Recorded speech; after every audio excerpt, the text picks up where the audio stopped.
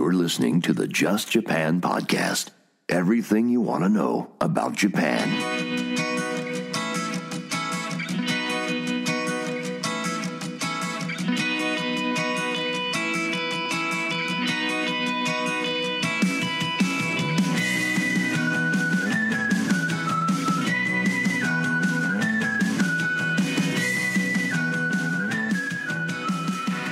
Well, hey there, everyone, and welcome to episode 204 of the Just Japan podcast. My name's Kevin O'Shea, and I am your host.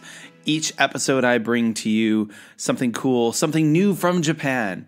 I bring you a guest who's going to share a different aspect of life in the land of the rising sun, people doing interesting things, living interesting lives. And in this episode, I'm going to be chatting with Riki Ohkanda. And Riki Ohkanda is another one of those really fantastic people who's doing really neat things.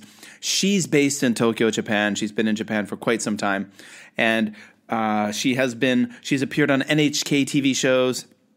She's done lots of really neat things. Now, her Twitter feed, or X feed, is called Paprika Girl. And if you are on X, you need to be following her. That's really the only social media place where she is. And she just really does a lot of amazing things about kimono culture, traditional Japanese culture, wagashi, the really nice Japanese sweets. She's got so many beautiful photos that she shares on her feed that you really have to see it. And it's really stunning, the incredible kimonos that she wears and how she represents kind of the modern kimono fashion. And she's really working to bring back kimono fashion to Japanese people and to foreigners and people around the world. So this interview is an interview I did with her earlier 2023, in spring of 2023, for the Just Asia podcast, which is another podcast I have. And so that interview is here, and you can hear it this evening or this afternoon or this morning, wherever you're listening. Now, just to let you guys know, if you're new to the podcast, I am a Canadian who has been living in Asia for almost 22 years now. And I started the Just Japan podcast back in 2014 or 2015, and it ran for 200 episodes roughly. But I moved to China. So I was in international school in Japan. I was in international school. That's right. I was a building. Students were in me. No, I was an international school teacher for about 10 years in Japan. But my career took me to China, where I moved to Beijing. And once I was in Beijing, that's kind of where I lost I like to say, my podcast mojo for the Just Japan podcast. And I basically shelved this podcast. I've hosted several other shows in the time in between. But then I moved from Beijing to Shenzhen, China. COVID happened. Lots of different things happened. I most recently have been running the Just Asia podcast. And, of course, the Supernatural Japan podcast. So there will be links to those in the show notes. And right now I have to apologize for me clearing my throat so much. It's not very professional, but I can't really help it because I'm in a room with very dry air. So I decided to bring back this podcast because I suspected there would be a lot of you out there still listening. And much to my surprise, after putting up episode 203, where I featured Casey Bean and the Bean Pod, I saw that there are quite a few of you out there still listening. So this one is for you. I'm going to be repackaging some interviews with fantastic people from the Just Asia podcast, people who are based in Japan, like Riki Ohkanda, and there'll be new interviews mixed in as well. And I plan to come back with these episodes consistently for you guys. Now, yeah, it's time to sit back and listen to my fantastic conversation with Riki Ohkanda, a.k.a. Paprika Girl, on X. In this episode, I am very lucky, very fortunate to be chatting for the very first time with Riki Ohkanda. Riki, thank you for coming on the podcast. Thank you very much for inviting me, sir. Awesome. And you are known as Paprika Girl on Twitter. Yeah. Am I saying that right? Okay, That's awesome. Right. Nice. And I've been following you for several years on Twitter, and I always enjoy your Twitter feed and the things that you're doing. And it's really cool to finally be chatting with you in person via Zoom. It's so much fun. It's fun to put like a face and a voice to the person on the other side of the icon. Yeah. So it's really nice to talk to you too. Yeah, that's one of the cool things. Folks out there listening, just before we hit the record button, Riki and I were discussing how that's one of the neat things about doing the kind of social media content creation thing. It's really neat to meet those other content creators who you've been interacting with for years digitally. And I guess we're still interacting digitally now, but we can see each other and it feels a bit different for sure. Yeah, so I was wondering if you could tell the listeners out there for the Just Asia podcast just a little bit about yourself and about how you found yourself in Japan. Well, born in Chicago, but I wasn't raised in Chicago so much. I was one of those expat kids. So Dad decided to move abroad, and I went everywhere with him. So I think I moved the country at least once every 2 years. I was in another country. So I was used to being abroad. So when I heard that you were an international school student, I was like, oh, well, I studied in quite a few international schools abroad. Yeah. And so when I went to college eventually in the United States over in Chicago, I was there for about a year and a half when I realized, wait a minute, what am I doing here? I could go anywhere in the entire world. And I wasn't really all that interested in being in Chicago at the time. Okay. And someone just mentioned Japan, and it kind of grew from there. I'm like, okay, well, let's see if I can go there. And so I found a school which was in Japan, ICU over here in Tokyo. Okay. And I just transferred. And when I transferred there, it was so natural a transfer that I didn't even think twice about it. And I've been so used to living in different countries around the world anyway. So it wasn't like I felt out of place or anything like that. Like many people, they have the homesickness, but I didn't really have a home until then. So there was no transition period. It just kind of meshed. And suddenly now I've been here 20 years. So wow, there's so many wheels have been turning in my brain just as you're saying this. Right now, like I'm thinking about, okay, those experiences you're talking about. I'm thinking about me as a father of 2 international kids. So the term that we use a lot these days is third culture kids. And oh yes, like that's what you grew up as a third culture kid. You've got parents from one place and you're growing up in this other culture, learning different languages. Had you ever lived in Japan during that time when you were moving around the world with your father's job? No, my father's job was completely based in Europe and the Middle East. Oh, okay. So there's not one country in Europe that I haven't been to. Oh wow! And every single one of them, and even I've been to many countries in the Middle East. Although I can't really say I toured around because during that time I usually stayed in the hotel. Okay. But Dad was out doing his thing. But I've been absolutely everywhere over there, but nothing in Asia. Oh, okay. Oh, wow. Okay. So for again, like thinking back to my own kids who are just, we're off to another country. This is my 21st year in Asia. And even to me, like I don't feel homesick at all anymore. I miss things. To be honest, if I feel homesick, I feel homesick for Japan, which some people find odd, but maybe you're not finding that odd. They're listening. But I mean, I suppose it was a very formative time of my adult life that I was there. I got married in Japan. I had children in Japan. I started a family in Japan. So I have a lot of special memories. And in the last episode of the podcast, I had Andrew Higgins on, Higgins in Japan from YouTube. And one of the things he talked about why he has stayed in Japan so long is that there's just kind of an ease of living there, he finds. And I think maybe that's why I have such fond memories too, because I'll tell you, this is my 6th year in China and it has not been easy. Oh, no. Oh yeah. Heck no. I mean, even pre-COVID, it wasn't easy. It was always challenging. You can't access the internet. You can't do a lot of things because of the structure of things. We'll just say that with the CCP. Okay. So that's how you got to Japan. And I think for anyone who follows your Twitter feed and everyone out there listening, if you are on Twitter, follow Paprika Girl. The links are below in the show notes. You obviously have a passion for Japanese culture. You have a passion for kimonos. And the kind of kimono culture and the history about it. And can you maybe let the listeners know a little bit about how this interest grew? And like I shared a question with you. Can you tell us about your kimono origin story? Let's get all superhero. It might be a long story. Let's see. I'll try to keep it concise. We're here to listen. We enjoy this. Oh, well, let's see. Well, my husband is Japanese, and we both met over in college. We have the same philosophy of science. That's our major. So we were in the same tanto. We had the same teacher in charge of us, right? When we were writing our thesis. Okay.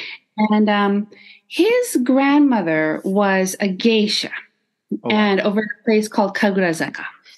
And Kagurazaka is famous for, it's quite high class over there. So you have all the tea houses and something. It's where, the emperor goes, or the emperor's family will go. So they can't go to the local bar, but they can go to Kagurazaka and they can have a drink over there, right?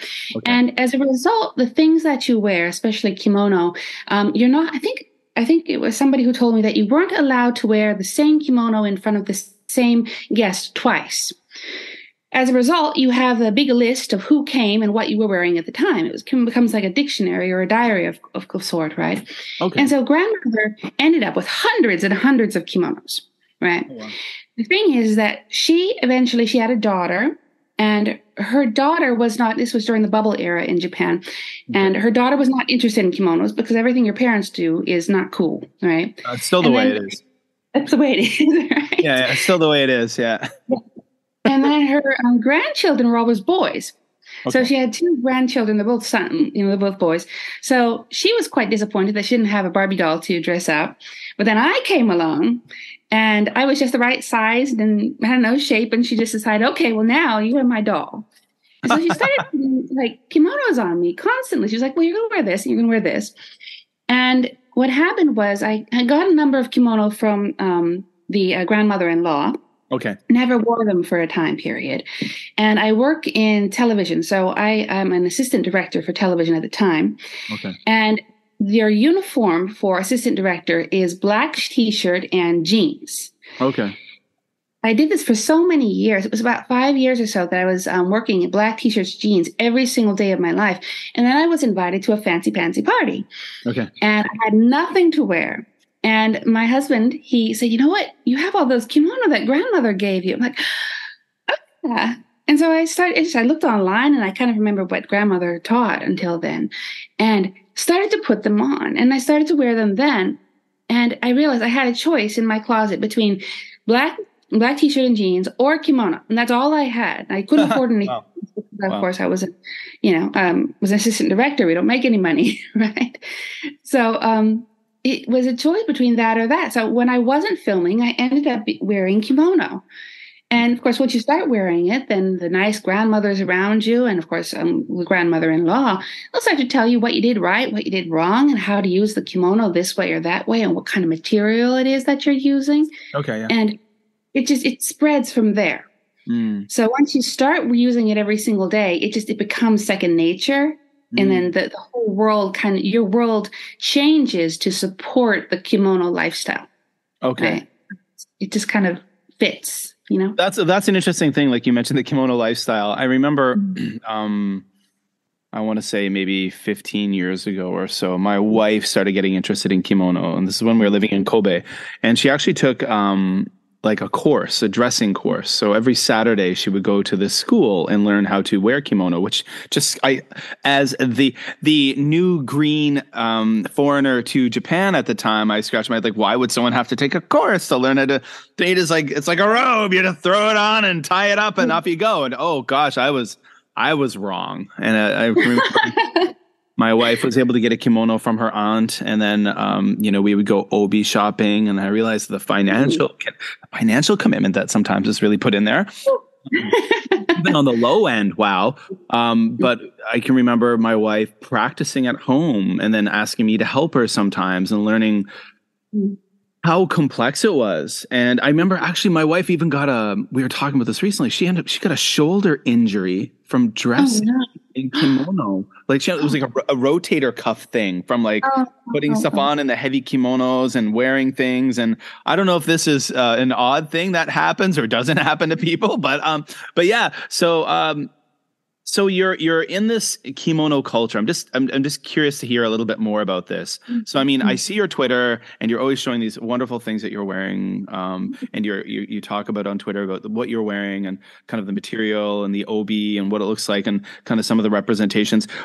As you got deeper into it, aside from say your grandmother-in-law, who is teaching you these things? What does that culture look like, or what does that kind of community look like for you? There's a little bit of history there. You see, I think I mentioned that the mother-in-law during the bubble period, she didn't wear a kimono, right? Yeah. But it was post-war, and during that time, the thing is that kimono, it's what you said now about, you were saying how a green foreigner just thinks you throw it on. Yeah. Well, the thing is that that's exactly what it was. You're not wrong. And kimono, in my experience, kimono, it really should be looked at like that, because this is kimono. Literally, the word means something to wear. It's not a ceremonial garment. It's not a special hoity-toity thing you're supposed to dress up for. It's just clothes, right? Okay. And grandmother didn't learn from a lesson. I didn't learn from a lesson. We didn't go to classes to learn how to wear kimono. It was you do it by trial and error, and then you see something that someone else is wearing, you think that's really awesome, and then you mimic that. And that's the way it always was until recently. And then, like I said, it skipped that generation of the bubble generation of people said it's not cool anymore, and the knowledge became lost. And part of that, then when the knowledge gets lost over a generation, people they want to get back into it, but they don't know how. So they think they have to have a special reception or something like that to wear it to, right? Even though it should be thought of just like jeans, right? The thing is that if there is a special reception, there is a specific way of wearing them. And that has to do with the kind of kimono you can wear. You don't wear a 3-piece suit to every, bar drink, Yeah. And so it has to teach you how to tie the tie, right? Essentially.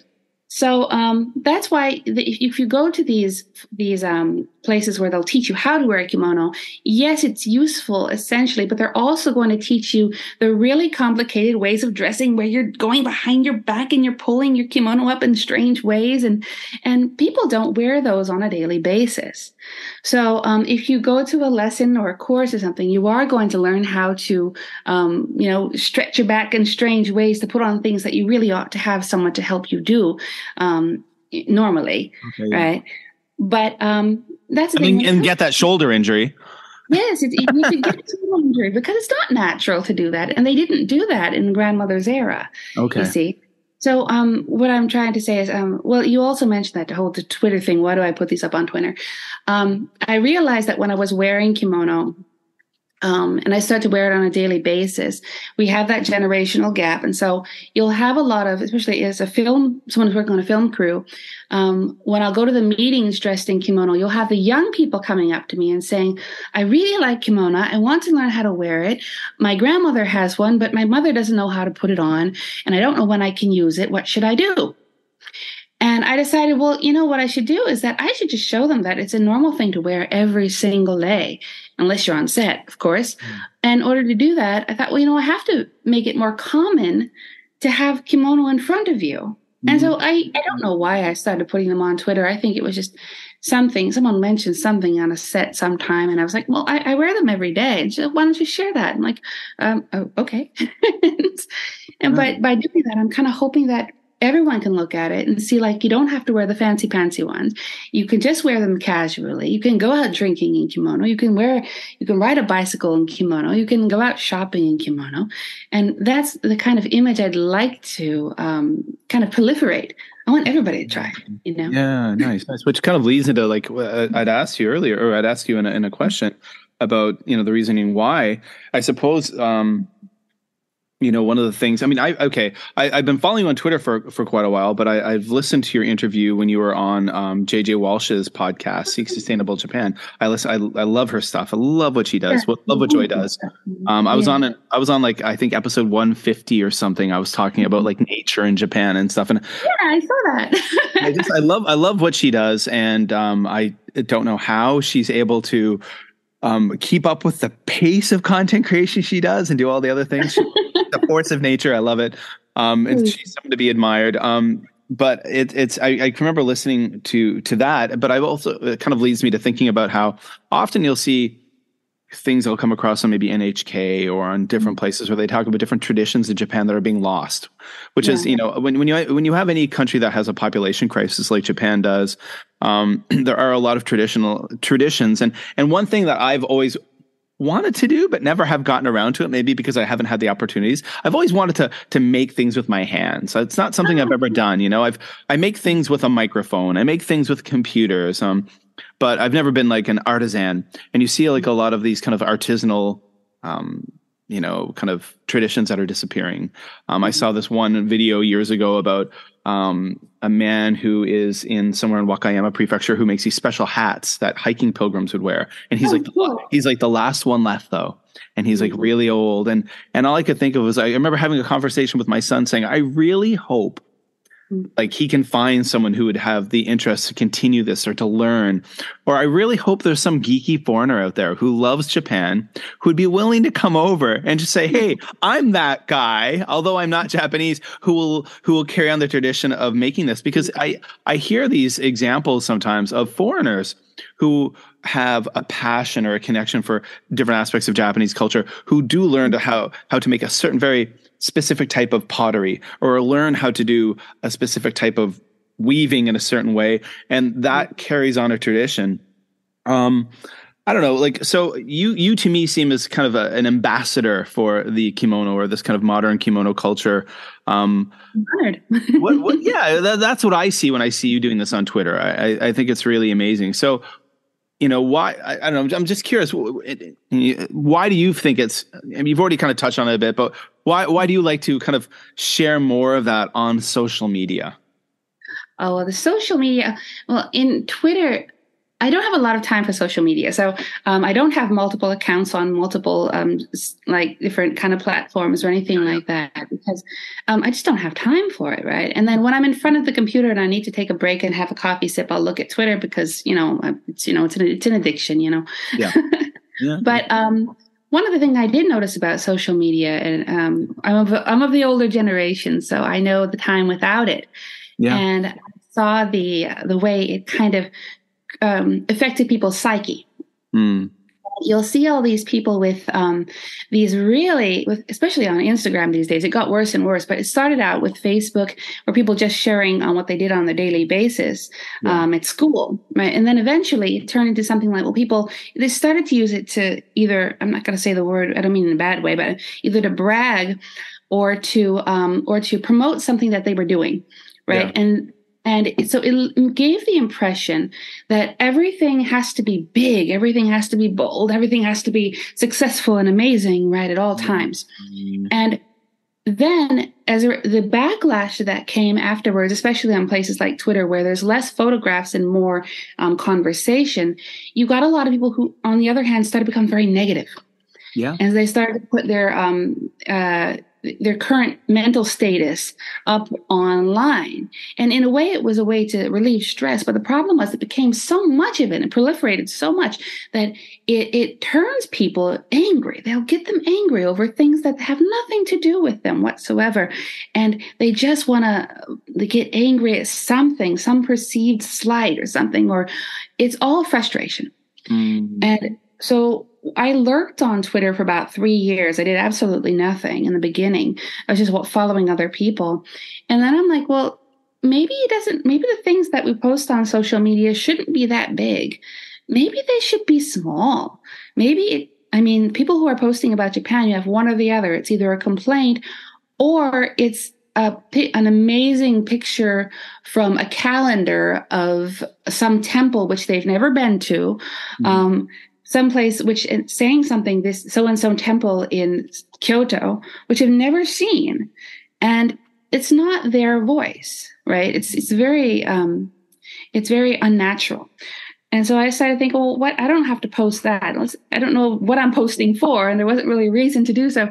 But I just happened to have a cup, which just happened to be nambayaki. And that's fine. That's okay. And then in front of me, you'll just happen to have, a tenugui is there, right? Okay, yeah. And I just started putting them up, just the things that you'll see in your everyday life. Nothing that somebody else had posted, nobody else's pictures, nobody else's things. And I tried especially to not put any negativity up there. There's so much negativity out there, and it's destroying people's hearts, you know. And so I'm thinking, well, let's not make any negativity, put any negativity there. Or if there's someone starts to attack, we talked a little bit about this, but if there are any trolls that start to attack, you just don't engage. Just don't engage with it whatsoever, and try to get rid of that from the social media in general, you know. And so the way I'm saying, going back to the original point is that why I share kimonos and why I share Japanese culture, it's like, well, it's because of it's in front of me right now. And this is what I see. Yeah. And I share this because people seem to enjoy that, because it's a little moment of just a little bit of a moment of peace. Yeah. Right. Yeah. And just to see a flower, just to see a little bit of tea or something, it's also something that they can recreate in their own life. So it's not this huge, like, private jet to Dubai, right? But because people can't do that in their own lives, but they can, if I'm having a cup of tea, well, they can go, maybe I should have a cup of tea. And so they can do that. Yeah. And kind of hoping that it makes it more human, more accessible. Yeah. Understand? Yeah, I absolutely understand on many levels. I mean, I've been a content creator since there was content to be created in a way, and digitally. I mean, I was an early adopter. My dad was an early adopter of computers. My dad, because of his job with the government, had internet access when no one had internet access. He did just because he had security clearance. And he would say, I remember the time he explained to me one time, I went to his basement office and he was like, you know, it was like a DOS computer. So it's all, you know, just like orange text and black. I remember those things. Haven't you see this? And there's a bunch of text. Yes, I do see that, Dad. What's that? He's like, that's a library card catalog at a university in Bangkok, Thailand. Cool. Just like, what do you mean? And I remember, like, what do you mean Thailand? And he's like, that information is from Thailand. I'm like, well, how did you get it? And he was like, well, I just on the computer and on the phone, and then it went. And then I was like, what? How? What magic have you used? But like, so I've been around that. But I can remember in the early, like when I think about actually, you know, jumping forward to what you're talking about, I think of me and the bug pictures on Twitter. Yes. I love entomology. I love insects. And then on a bigger picture, people listen to my nature podcast, my education podcast. It's a bit of a crusade for me to connect children with nature. And because I work with a lot of children in urban settings who have no access to nature, no context to nature, and the deep fear of nature because they've never been connected. So the way I look at, and I love photography and macro photography. So the photos I post are photos I've taken, and I post photos of bugs because I want to show people that they're beautiful.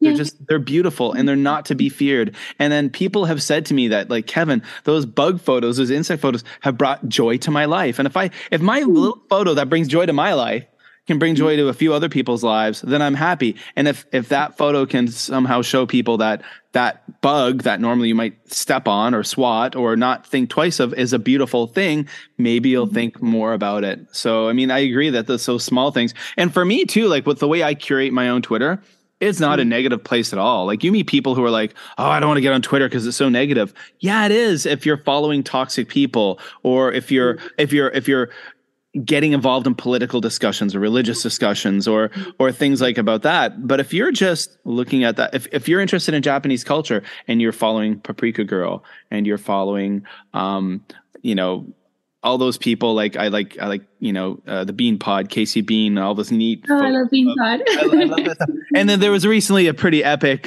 Sakura photo war between him and Gaijin Mama, where they were just outdoing each other with pictures they were taking of the cherry blossoms. I'm like, that's the kind of war I can get behind when you're just trying to outdo each other with beautiful pictures of flowers that they're taking around them. But okay, so I mean, you're doing more than just Twitter. I mean, you shared on Twitter that about the a TV show that you're on, a Journeys in Japan show on NHK World Japan called With Isabella Bird on the Road to Nikko. And I was wondering, and that's on YouTube, everyone, and I will share a link to that.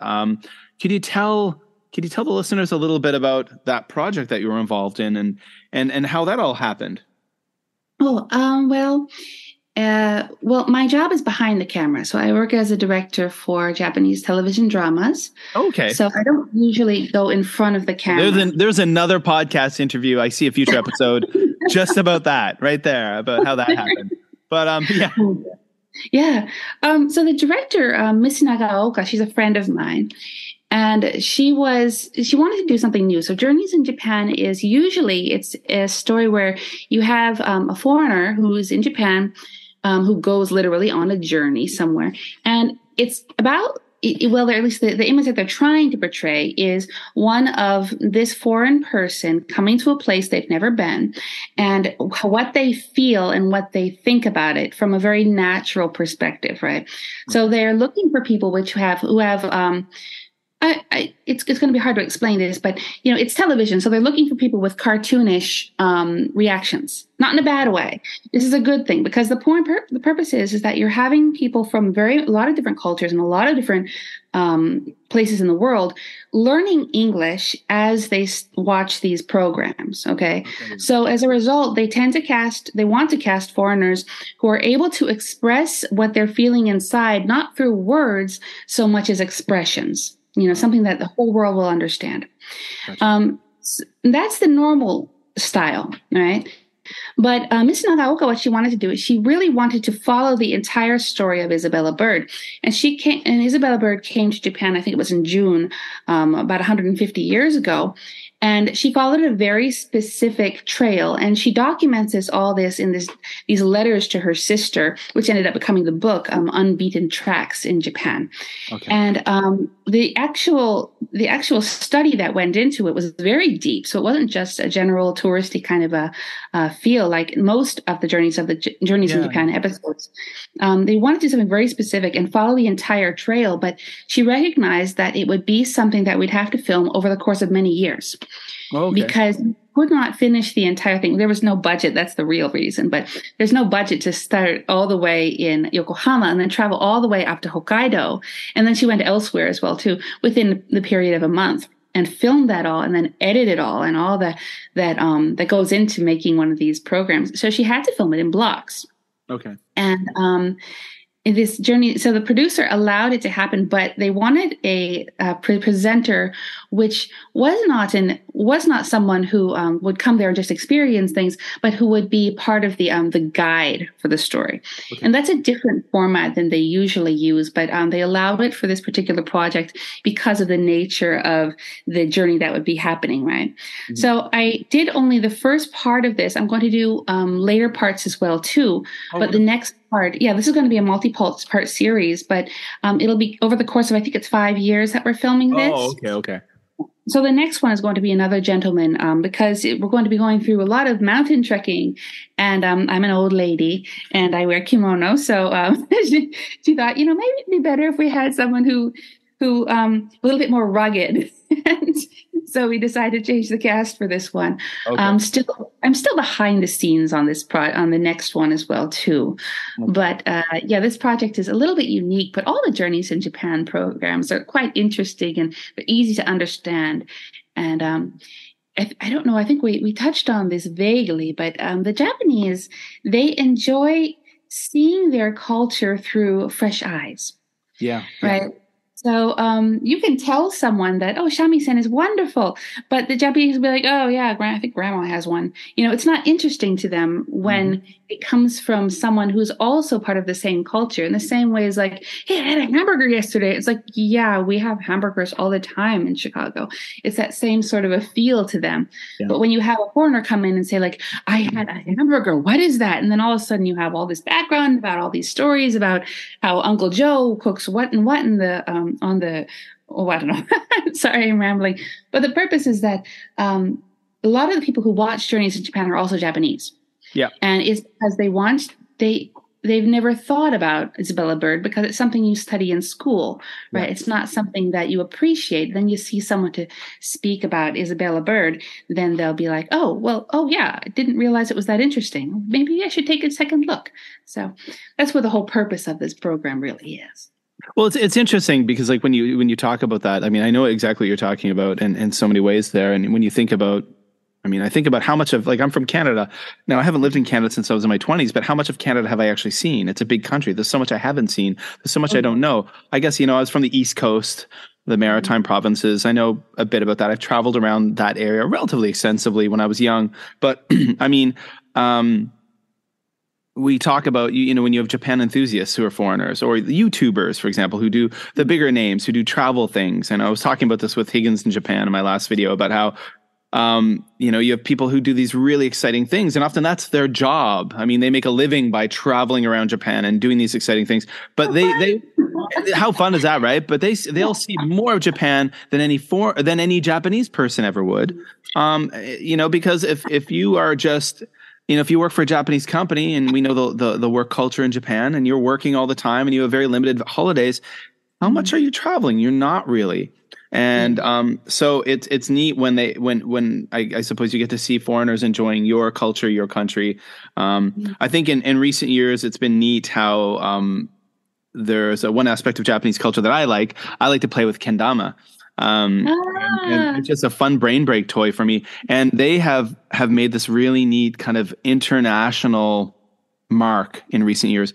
Playing kendama has become very trendy and cool in America and in Canada for a lot of young people. And awesome. It's become super fashionable. I'll send you a couple of links later to show you how cool kendama has become.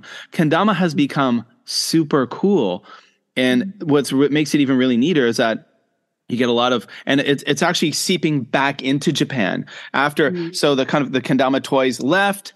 And, they've always been there, but became popular with a lot of people in America, younger guys often who it's a very kind of skateboard culture kind of look. So they look super hip and trendy with lots of tattoos. And they also often have like a lot of dance skills, and they kind of like mix like kendama playing with b-boy stuff. And it's a whole neat kind of culture. And then all of a sudden that coolness has come back into Japan, and a lot of young Japanese kids are starting to play the toy again because they're seeing what all these foreigners are doing with it and how cool they make it look. Which is really awesome. And it's an easy sell when I will show videos, because I've run some kendama clubs at my international schools here in Japan where I'd buy a whole bunch of cheap ones from, the Chinese equivalent of Amazon, and then show these kids a bunch of these really hip, slick edit videos of people playing them. And then, it's neat to see this aspect of culture. And I just know that Japanese people, when I show them these videos and stuff, they're just like, what?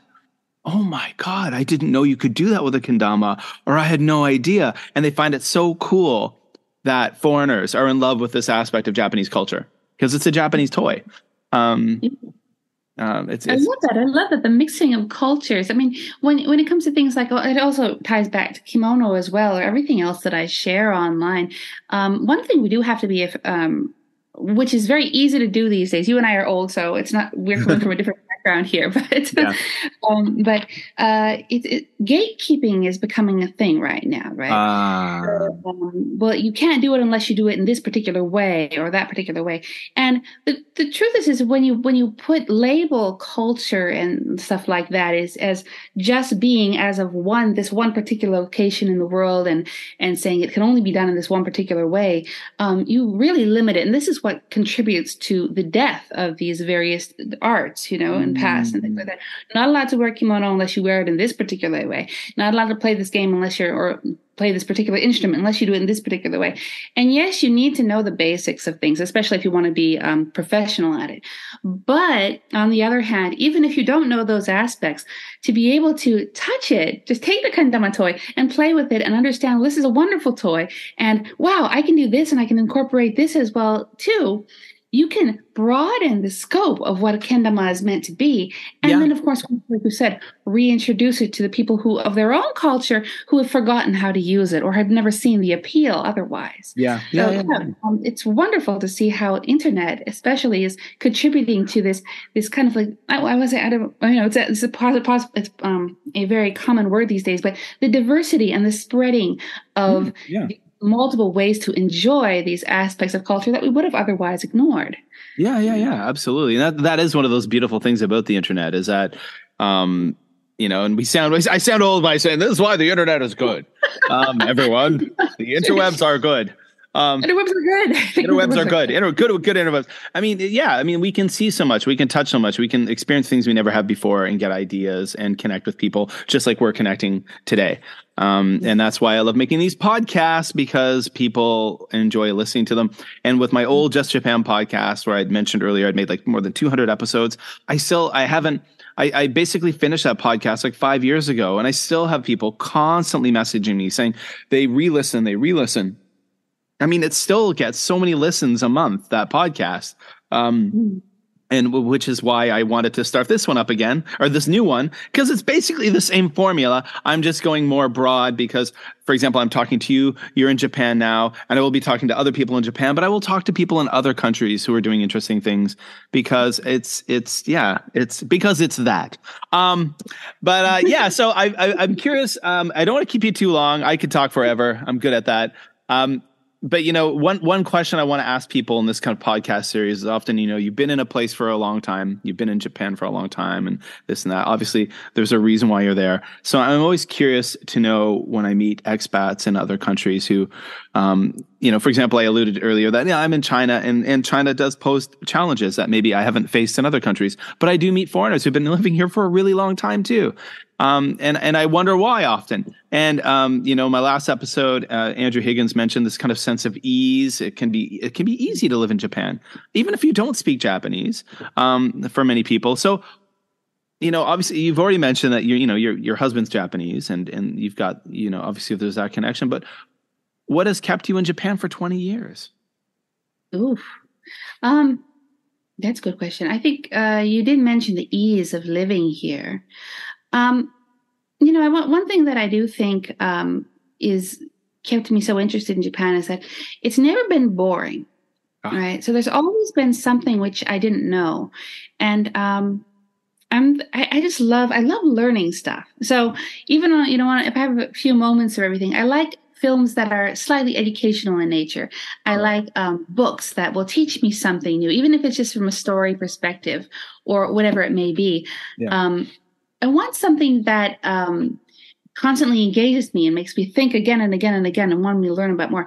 And what I don't know how to explain this, but there's a word in Japanese, it's kiriganai. So the word kiriganai means there's no end to it. And what's interesting about Japan is that any single aspect, whether it be something like tea or clothing or weather or the houses that you live in or anything, could be absolutely anything. Sake, for example, is a big fun. I love looking into the history and the culture of sake, but anything that you get hooked on, you could just open it up just a little for a little peek, and you realize there's more, and there's more, and there's more, and there's more. And when I would travel around, I'm sure this is the same for any particular culture in the world. So it's not just Japan which has this, but in my case, I grew up in Europe, and so to see another temple was just to see another temple.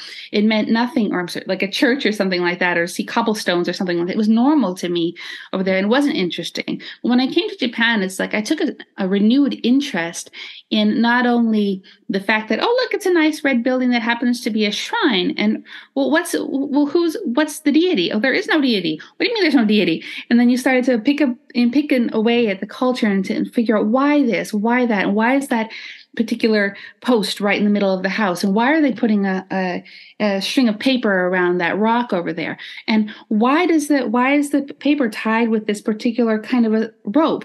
And there's just so much to delve into that once you're kind of bored with one aspect, you're going to find another aspect that's fascinating. Absolutely. Right? And I guess in that sense, that's one of the reasons why on Twitter I'll mention the little things. Because a lot of times they're looking at things from way too macro a position, and they're not appreciating the fact that, wait a minute, if you were sitting at a table in Chicago, it's a very different atmosphere than sitting at a table in Tokyo. And what is it that makes it so different? I guess to take interest in that, what is it that's making it different, is what leads to 20 years of life in a place without being bored of it, Yeah, absolutely. No, preaching to the choir here. I completely understand. I think of like the analogy of like when I'd be, if I'm walking down a back street in Osaka, one of the old neighborhoods, like my wife's from Osaka, and I'm walking in an old neighborhood, and it's kind of a dingy neighborhood, and you're just walking along through these little alleyways, and you see a little tiny shrine, just a little tiny one, little stone one there, and you're like, well, and I'm sure it's walked by, Japanese people walk by it every day, and even people who are not from that neighborhood, and they would never look twice or never even think about it. But I stop and I wonder, why is that here? What's that for? How long has it been here? And then you start kind of asking these questions. And I think that was maybe when I moved here with my wife, maybe when I moved to Japan, I met my wife outside of Japan. Actually, we met in Korea. We were both teachers in Korea when we met. And, I think I was asking her so many questions all the time that she didn't have answers for, and then she did, but never thought about, maybe no one had ever asked her those questions, I remember shortly after moving to Kobe, where I was walking I came out of my elevator of my apartment building one evening. I'm walking along and I look at the apartment next to ours, and I look down at the door, and in front of the door, there's 2 piles of salt, one on each side of the door. And I was like, huh? Is that salt? Mm-hmm. And I remember looking at it and scratching my head, and then going inside the house. I'm like, to my wife, hey, what's our neighbors? Blah, blah. And then she's like, well, maybe they were at a wake. And maybe they were just probably at a wake. Maybe someone died, and it's a protection. Maybe they were at the wake and coming back. And because I remember the first time that I went to a wake, they gave me a pack of salt, and they told me to, was it put on my shoulders or something? They had told me to. This was in Himeji. And I was like, why? And it's like, well, it's to kind of protect yourself from any bad juju, any bad stuff. And I was like, wow, okay. And then I thought to myself, well, you know what? We have similar superstitions where I'm from in Eastern Canada with salt and protecting and this and that. So, it's fascinating. That's why I love Japan so much too. It's always keeping me fascinated. I don't want to keep you much longer. We're getting close to 11 o'clock. No, wait, 12 o'clock lunchtime, your time. I'm an hour behind you. But I mean, it's absolutely fascinating chatting with you. I love what you're doing on Twitter and stuff. And I'm just curious, you do a lot, I think, with your Twitter and also, obviously with the work you've done on NHK to introduce a lot of neat aspects of Japanese culture to people. And I did send you a question. I'm curious for people out there who are interested in Japan, who've never been there. What are some things? And I think you're a person who looks at the small things. I've definitely had that from chatting with you. But what are some tips and advice you might give to people who are maybe new to Japan or coming to Japan to kind of, I don't know, experience overlooked aspects of culture? How it's a bit. Well, one of the things, if you're a traveler in Japan, I think that the biggest advice that I would give to anyone would be that don't make a tight itinerary. Okay. Yeah. That's really big. I remember that, I don't remember who it was, but occasionally you'll meet people who will have this really tight itinerary where they'll be like, okay, we'll spend an hour here, then we're going to take a walk over here, and then we're going to eat this, and then we're going to go do this. And when they do that, you're not giving yourself any time to just be. And a lot of the Japanese culture, and I would say this about a lot of cultures, it's not just Japanese, but there used to be a sort of a moment where you're supposed to just exist and not fill it with noise. And I think that's reflected in a lot of the old arts and the haiku and the cherry blossom appreciation, things like that. But that just be moment is the culture that you're looking for. So what does it mean to be the real Japan, as it was said in, I think, who wrote that book? It was A Passage to India. That's right. Okay. Looking for the real India. And then there's this person who's constantly traveling India as quickly as possible, looking for the real Indians, seeing things, but not knowing that that's part of what's India. Well, similarly to Japan, of course, to see all these things and see all these locations is not going to show you the real Japan.